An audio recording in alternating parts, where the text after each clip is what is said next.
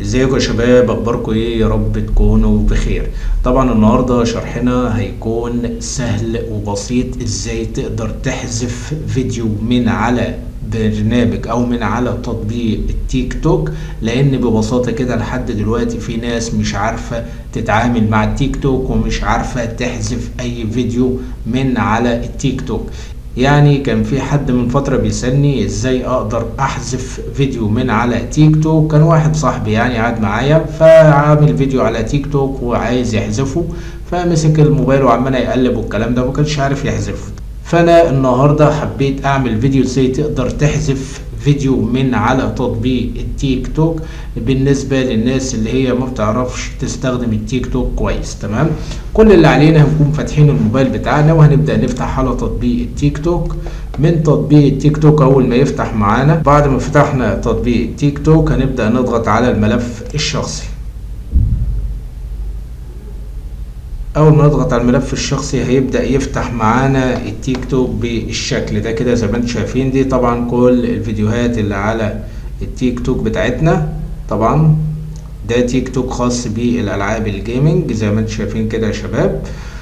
دلوقتي كل اللي علينا مثلا عايزين بقى، وليكن مثلا هنيجي عند الفيديو ده، واحنا الفيديو ده عايزين نبدأ نحذف الفيديو ده نهائي من على التطبيق. يعني انا الفيديو ده عايز احذفه من على التطبيق، مش عايز اشوفه كده خالص.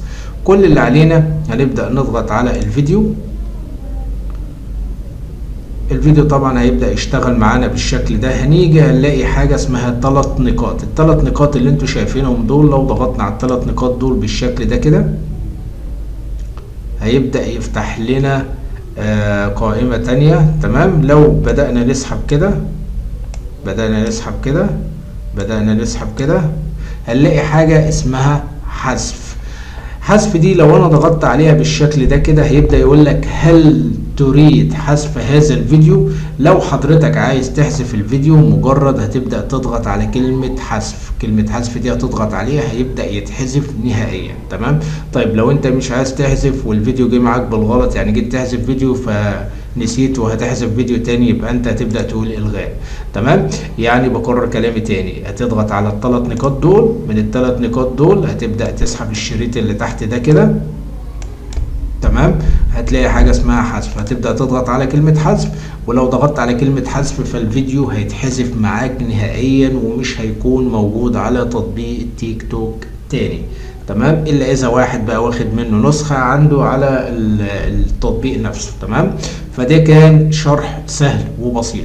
طبعا لو في اي مشكلة برضو واجهتك في اي حاجة ان شاء الله كلمني وتواصل معايا من خلال كومنت او من خلال صفحتنا جروبنا على الفيسبوك او من خلال جروب التليجرام. كلنا بنساعد بعضينا وكلنا اخوات.